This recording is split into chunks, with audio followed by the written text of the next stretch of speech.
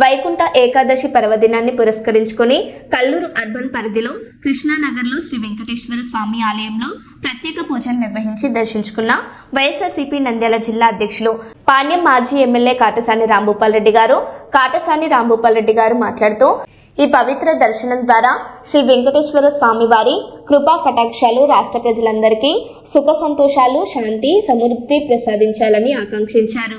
ఈ కార్యక్రమంలో స్థానిక కార్పొరేటర్లు, వైఎస్ఆర్సీపీ నాయకులు, అభిమానులు తదితరులు పాల్గొన్నారు.